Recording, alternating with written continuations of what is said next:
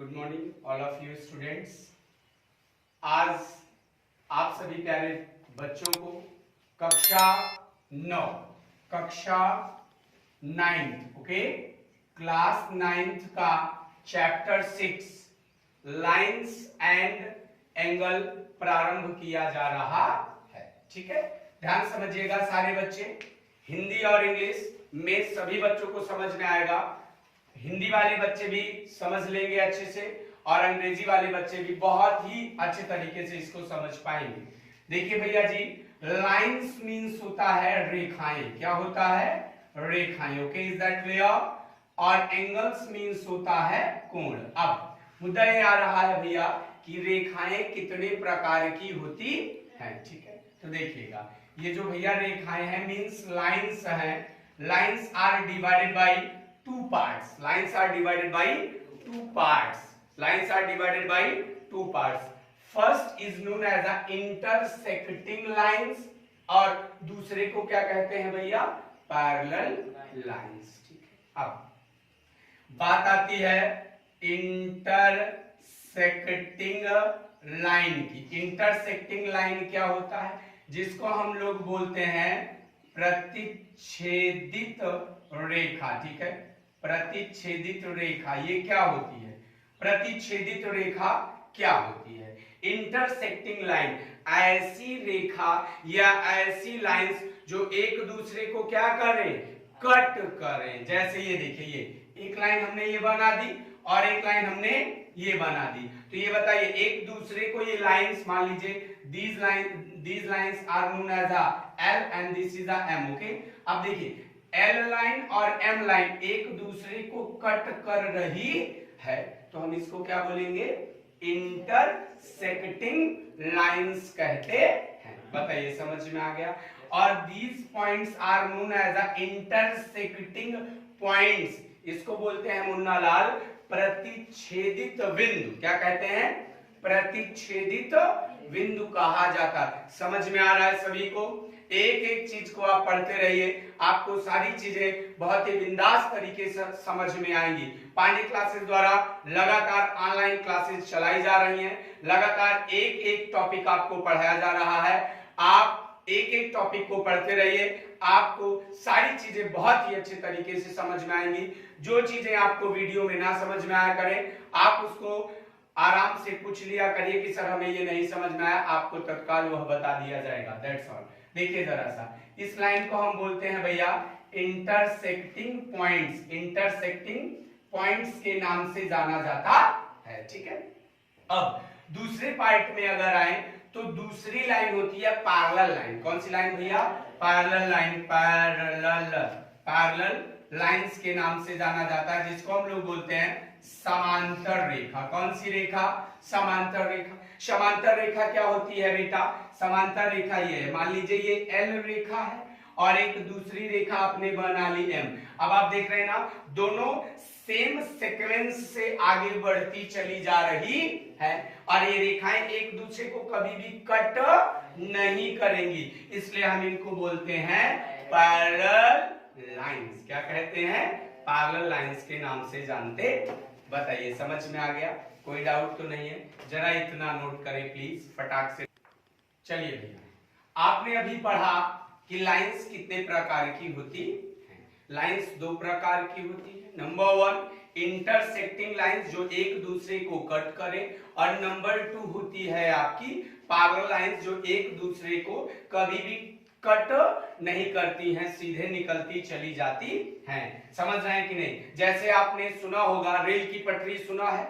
Rail की पटरी कभी एक दूसरे को कट करती, बिल्कुल सीधे चली जाती, इधर उधर करते हुए ऐसे चली जाती है, तो वो आपकी कहलाती है पैरेलल लाइंस। ठीक है, अब बात आती है भैया कोण की। एंगल्स के बारे में हम बात करेंगे। किसके बारे में? एंगल्स के बारे में, कोण के बारे में पढ़ा जाएगा। आपको पता होगा जब हम लोग एक सर्किल बनाते हैं, क्या बनाते हैं? सर्किल। तो सर्किल कितने डिग्री का कोण बनाता है? 360 अंश का कोण बनाता है। कितने अंश का कोण बनाता है? 360 अंश का कोण बनाता है। अब इसी 360 अंश के कोण को अलग अलग भागों में विभाजित किया गया है, डिवाइड किया गया है। जैसे पहला एंगल आपका बनता है भैया एक्यूट एंगल। कौन सा एंगल? Acute angle. जैसे आप इसको 4 पार्ट्स में डिवाइड करिए, देखिए आप इसको 4 पार्ट्स में डिवाइड कर सकते हैं। 4 पार्ट्स में जब डिवाइड करेंगे तो इधर देखिए 90 90 90 90 बन जाएगा। तो बहरहाल पहले हम देखते हैं, पहला एंगल आपका कहलाएगा भैया एक्यूट एंगल। कौन सा एंगल? Acute angle. ठीक है, कौन सा एंगल? Acute angle. हिंदी में इसको बोलते हैं न्यून कोण। क्या बोलते हैं? न्यून कोण के नाम से जानते हैं। ठीक है, इसको हम लोग बोलते हैं एक्यूट एंगल। हिंदी में इसको न्यून कोण के नाम से जाना जाता है। अब न्यून कोण क्या है? ऐसा कोण जिसकी वैल्यू 0 से 90 के बीच में होती है। 90 से कम और 0 से ज्यादा। 90 से कम और 0 से ज्यादा वह मान जो 90 और 0 और 90 के बीच में पाया जाए वह कोण एक्यूट कोण या न्यून कोण कहलाता है। Which angle is lies between 0 and 90। आप यहाँ हिंदी में अगर लिखना चाहे, लिखाएं, जरूरी है लिखाना? क्या लिखा देता हूं, चलिए हिंदी में लिखा देता हूं। वह कोण जो 0 से 90 के बीच, 0 से 90 के बीच में पाया जाता है। ठीक है भैया, समझ रहे हैं कि नहीं? वह कोण जो 0 से 90 के बीच में पाया जाए हम लोग उसको क्या बोलते हैं? न्यून। क्या बोलते हैं? न्यून कोण कहते हैं। ठीक है, न्यून कोण कहते हैं। Is that clear? समझ में आ गया होगा। Which angle is lies between 0 and 90, that is called a acute angle. Okay? जैसे अगर हम इसको लिखना चाहें तो 0 is greater than x is less than 90, ये आपको समझ में आ गया होगा तत्काल ना। 90 से कम और 0 से ज्यादा कहलाएगा एक्यूट एंगल। ठीक है भैया, अब आइए, हाँ बोलिए, प्रॉब्लम क्या? ये जो है ना, ये देखिए 90 से कम है ये और 0 से ज्यादा। प्रॉब्लम क्या है? क्या प्रॉब्लम क्या है बताइए? अरे भाई ये जो x है ना 90 से कम है और 0 से ज्यादा, दिक्कत क्या? प्रॉब्लम क्या भाई आप सबको समझ में नहीं आता है, प्रॉब्लम क्रिएट करते हैं। देखिए इसका बी पार्ट आता है भैया राइट एंगल। क्या आता है बेटा? Right angle. वह कोण जो 90 डिग्री का होता है, राइट, RIGHT, राइट एंगल मतलब हिंदी में बोलते हैं इसको समकोण। क्या बोलते हैं बेटा? समकोण। क्या होता है समकोण? वह कोण जो 90 डिग्री का हो। कितने डिग्री का? 90 डिग्री का हो। ठीक है, आइए लिख देता हूं। वह कोण जो 90 अंश का होता है। ठीक है, 90 अंश का होता है उसे समकोण। क्या बोलते हैं बेटा? समकोण कहते हैं। ठीक है, समकोण कहते हैं। बताइए समझ में आया? 90 होगा, डायरेक्ट 90 बनाना आप जानते हैं, बिल्कुल स्ट्रेट एंगल। ये ऐसे, ये ऐसे बिल्कुल स्ट्रेट बनता है। ठीक है, और कभी भी सिंबलाइजेशन ऐसा रहता है, अगर सिंबल ऐसा बना है तो समझ जाना कि वह कोण 90 डिग्री का बन रहा है। कितने डिग्री का बेटा? 90 डिग्री का बन रहा है, 90 डिग्री का बन रहा है, और उसका नाम होता है राइट एंगल, और हिंदी में कहते हैं आशुतोष समकोण। क्या कहते हैं? समकोण। ठीक है, आइए तीसरे पार्ट पर चलते हैं। तीसरा पार्ट आपका कहलाता है ऑब्ट्यूस एंगल। कौन सा angle? Obtuse. Okay, obtuse angle को बोलते हैं हिंदी में बेटा अधिक कोण। हिंदी में लिखे कि चलो रहन देते हैं हिंदी में बार बार लिखने को। ठीक है, समझ रहे कि नहीं? ऑब्ट्यूस एंगल, समझ रहे कि नहीं? ऑब्ट्यूस एंगल, आइए देखते हैं ऑब्ट्यूस एंगल के बारे में देखते हैं। ठीक है, आइए जरा सा देखते हैं भैया ऑब्ट्यूस एंगल क्या है। चलिए आइए देखते हैं हम लोग ऑब्ट्यूस एंगल के बारे में। ऑब्ट्यूस एंगल क्या है? वह कोण जिसकी वैल्यू 90 से ज्यादा हो और 180 से कम। ठीक है, वह कोण यहां लिख सकते हैं हम लोग डिफिनीशन में, वह कोण, जरा ध्यान दीजिएगा, वह कोण जिसका मान, वह कोण जिसका मान 90 से बड़ा, 90 से बड़ा और 180 से भैया छोटा होता है, छोटा होता है, ठीक है, उसे क्या कहते हैं, उसे ऑब्ट्यूस एंगल, हिंदी में बोले तो अधिक कोण कहते हैं। क्या कहते हैं? अधिक कोण, हिंदी में ही लिख दे रहे हैं, अधिक कोण कहते हैं, अधिक कोण कहते हैं, ठीक है, ये समझ में आ गया, ठीक है। और इसकी वैल्यू देखिए, अगर सिंबलाइजेशन करें तो 0 से बड़ी मतलब ग्रेटर लगा दिया, ठीक है, x बट 180 से कम तो 180 से कम लगा दिया, तो ये हो जाएगा। ये तीनों चीजें समझ में आई। एंगल्स के प्रकार के होते, अभी बहुत प्रकार के होते हैं, अभी हमने आपको केवल और केवल 3 पार्ट्स बताया। नंबर 1 पार्ट एक्यूट एंगल, वह कोण जो 0 से 90 के बीच में पाया जाए एक्यूट एंगल है। फिर मैंने बताया आपको राइट एंगल, वह कोण जो 90 अंश का होता है उसको हम लोग राइट एंगल बोलते हैं। फिर उसके बाद तीसरा मैंने बताया आपको ऑब्ट्यूस एंगल, वह कोण जो 90 से ज्यादा और 180 से कम हो उसको हम लोग ऑब्ट्यूस एंगल के नाम से जानते। बताओ प्यारे बच्चों, समझ में आ रहा है सभी को? कहीं कोई दिक्कत तो नहीं है? आप प्लीज इसको नोट करें तो हम आगे बढ़ते हैं। ओके, आपने अभी तक पढ़ा तीनों एंगल्स के बारे में, मैंने बता दिया। अब आपका आता है चौथा एंगल जिसको हम लोग बोलते हैं भैया स्ट्रेट एंगल। क्या बोलते हैं? STRAIGHT। ओके, स्ट्रेट एंगल जिसको हम लोग स्ट्रेट एंगल, जरा ध्यान दीजिएगा, स्ट्रेट एंगल किसे कहते हैं बेटा? हिंदी में बोलते हैं रेखीय कोण। क्या बोलते हैं? रेखीय कोण के नाम से जानते हैं। समझ में आ रहा बेटा? अंश इसको बोलते हैं हिंदी में रेखीय कोण। अब रेखीय कोण जैसा कि आप सब जान रहे हैं, बार बार बताने की जरूरत नहीं है प्यारे बच्चों। वह कोण, जरा ध्यान दीजिएगा, वह कोण जो 180 अंश का होता है, 180 अंश का होता है, ठीक है, उसे हम लोग क्या बोलते हैं? स्ट्रेट एंगल कहते हैं। ये देखिए, ये इधर देखो यार, ये एक लाइन मैंने खींच दिया, यही है स्ट्रेट एंगल, यही है स्ट्रेट एंगल। कोई आपसे पूछे ये एंगल ओ कितने डिग्री का है, तो आप बताएंगे सर जी ये एंगल 180 अंश का है। कितने का है? 180 अंश का। सिंपल सा है, बिल्कुल सरल है।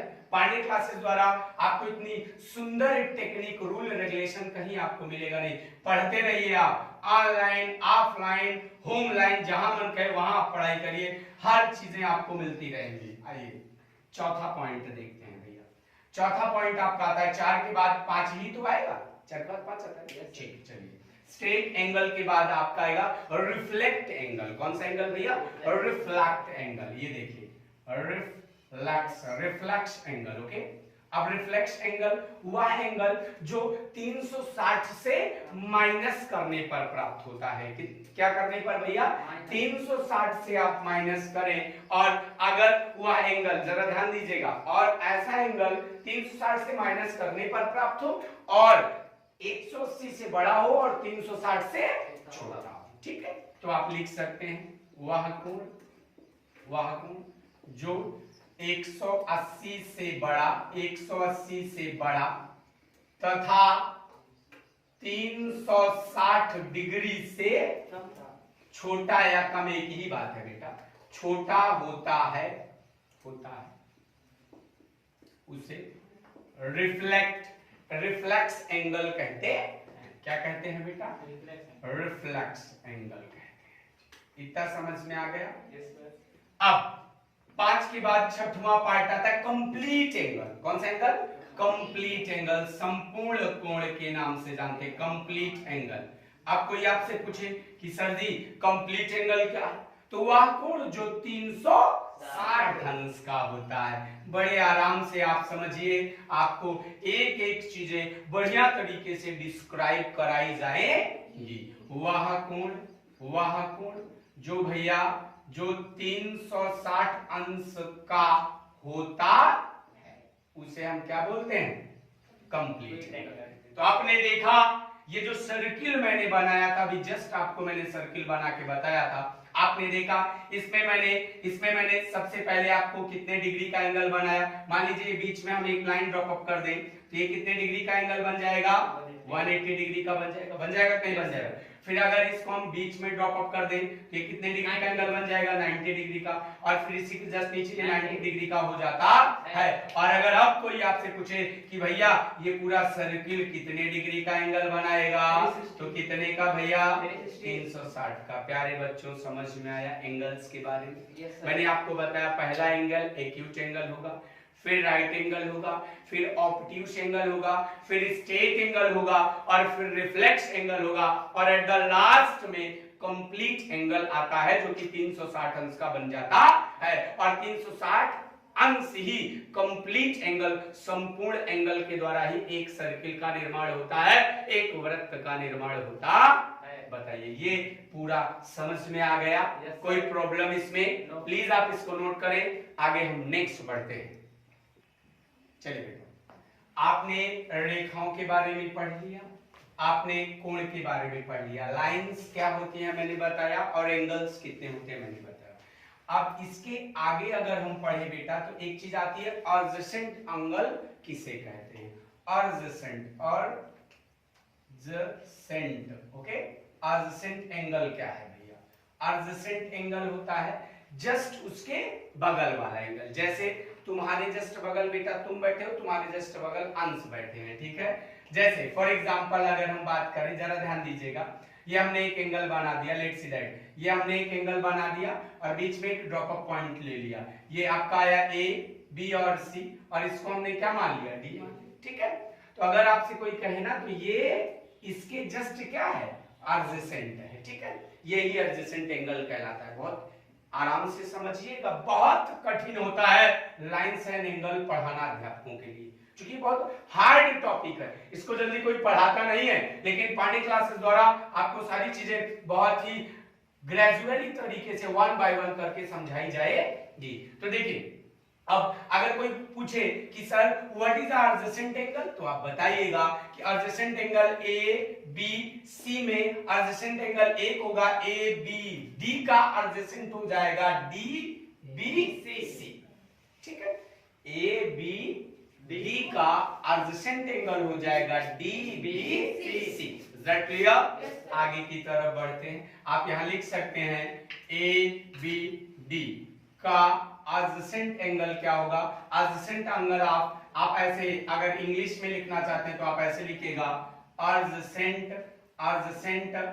Angle of A B D is D B C. That clear? Second part पर आएंगे।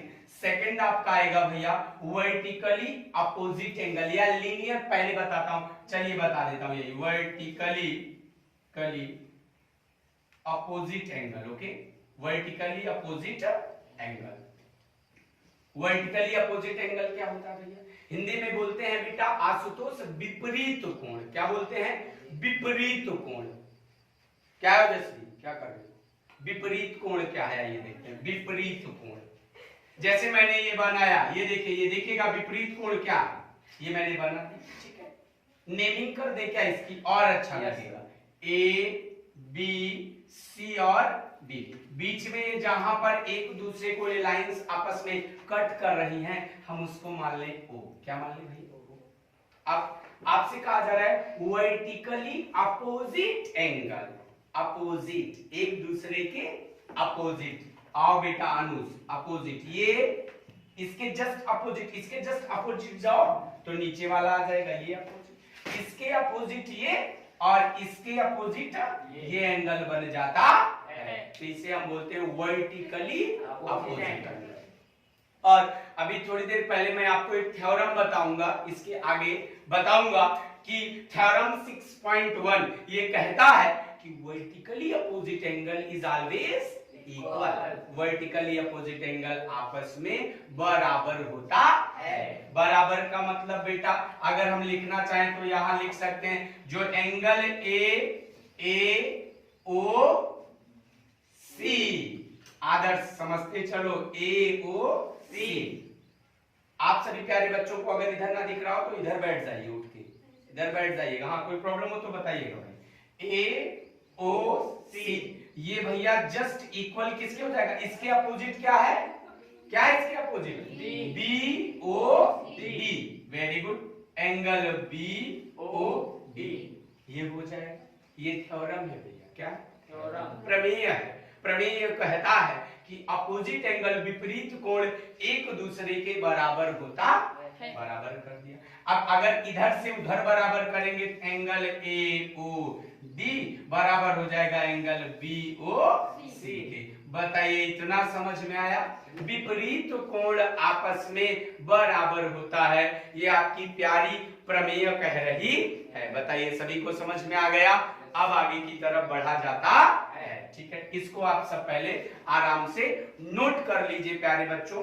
पेन, कॉपी पेन लेके बैठिए और क्लास 9th का chapter lines and angle NCERT की किताब को खोल लीजिए और खोलकर आराम से बैठिए और एक एक क्वेश्चन को, एक एक पॉइंट को, एक एक बिंदु को आप लिखते चलिए, समझते चलिए। जो भी डाउट्स हो उसको आप कमेंट के द्वारा पूछते रहिए। Please note down. चलिए आइए बेटा ओजस्वी, देखते हैं आगे के रूल्स एंड एंगल्स के बारे में। ठीक है, अब बेटा आपका आता है भैया, जरा ध्यान दीजिएगा। अब आपका आता है लीनियर पेयर एंगल। क्या आता है? Linear pair angle. क्या आता है? लीनियर पेयर एंगल, जिसको हम लोग बोलते हैं रैखिक युग्म कोण। कौन सा कोण? रैखिक युग्म। देखिएगा, लीनियर पेयर एंगल। ठीक है, लीनियर पेयर एंगल। ध्यान दीजिएगा भैया, जैसे हमने एक एंगल बनाया, एक लाइन हमने ड्रॉप अप की, एक लाइन हमने खींची। आज तो इधर देखो उधर मत देखो। ठीक है, आपने ये लाइन खींचा और बीच में एक क्रॉस पॉइंट बनाया, नेमिंग कर दे A B और इसको हम मान ले C। तो भैया ये जो लीनियर पेयर एंगल है ये क्या होता है? मुस्कान बताओ भैया, लीनियर पेयर एंगल क्या होता है? Sum of two angles is 180 degree. दो कोणों का सम 180 अंश हो जाए तो उसको हम बोलते हैं रैखिक युग्म कोण कहा जाता है। ये देखिए, इनका सम आ जाए कितना भैया? 180 डिग्री अगर आ जाए तो वही कहलाता है लीनियर पेयर एंगल। जैसे आप अगर उठाओ इन एंगलों को तो कहां से चलेंगे आप? एंगल AOC और प्लस दूसरा एंगल क्या बनेगा? COB। वेरी गुड, दो एंगल्स आ गए। आगे दो एंगल। यस सर, आओ आगे। AOC और प्लस COB बराबर लीनियर है, इसलिए कितना डिग्री? 180 डिग्री बन जाएगा। ठीक, तो यही कहलाता है आपका लीनियर पेयर एंगल। ये कहलाता है लीनियर पेयर। बताइए इतना समझ में आया? आज हमने जितना आपको पढ़ाया है इसमें आपको सारी चीजें 1 बाय 1 करके समझ में आ गई होंगी। आगे की बातें आगे अब हम एक्सरसाइज 6.1 कक्षा 9th का प्रारंभ करने चल रहे हैं। ठीक है, समझ रहे हैं कि नहीं? इतना आप नोट कर लीजिए, समझ लीजिए, सीख लीजिए। आगे के पार्ट्स के बारे में कक्षा 9th का एक्सरसाइज 6.1 हम नेक्स्ट वीडियो में लेकर आएंगे और आप सब इंतजार करें नेक्स्ट वीडियो का। नेक्स्ट वीडियो में आप सभी को 6.1 एक्सरसाइज बताई जाएगी। आप सभी का नोट कर लीजिए।